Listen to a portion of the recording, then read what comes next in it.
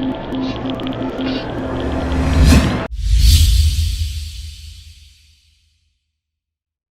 name is Theophilus Olusegun Dada. Welcome to my channel, Humanizing Mathematics. How do we relate with slope? Slope is prevalent in almost every form of equation in mathematics or expression. Why slope? Most of the things we just have to find a slope, or we derive all further things by the knowledge of slope. Why is slope important? In calculus, there is this limit, the concept of limit. Slope is the irreducible propelling force or energy that is making that process to be what it is. Any contrivance, any invention, any discovery that is useful, it is because they are useful because they have slope in them. There is a natural inbuilt self-propelling energy that can be multiplied, that thing has. That thing is slope.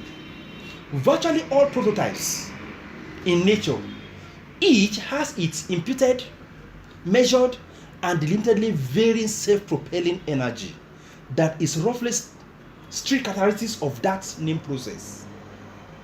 This imputed, measured, and delimitedly varying self-propelling energy is found to be constant within its scope and lie in the fundamental explanation of the nature of the process.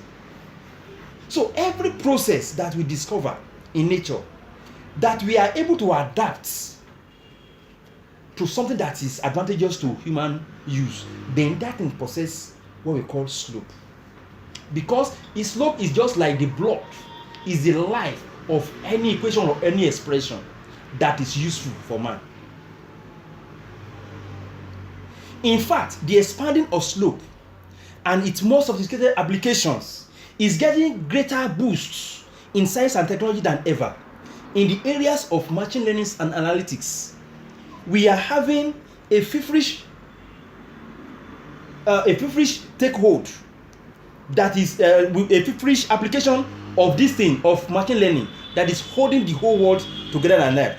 The application is so much. Almost everything can be determined in a way that is so outstanding.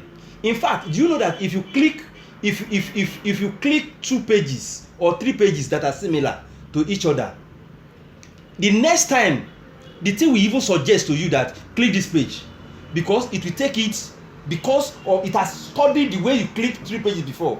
Then the subsequent one, it will suggest to you because you are likely to like it if these 3 pages has something in them that makes you to click three of them.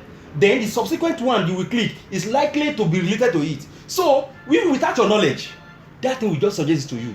That is power of slope too.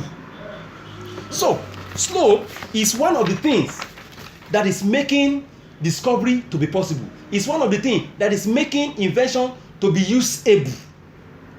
There is no changing feature of a grand observation or design that does not have its own associated slope. Now, almost all observations have their own set of features that completely characterize each. Like I said, I can't describe you by your head alone. It will be too vague. I can't describe you clearly by your head and your arms alone.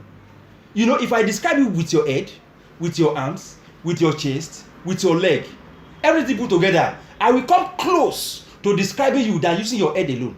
So when I use more features about you to describe you, then I come close to completely characterizing you.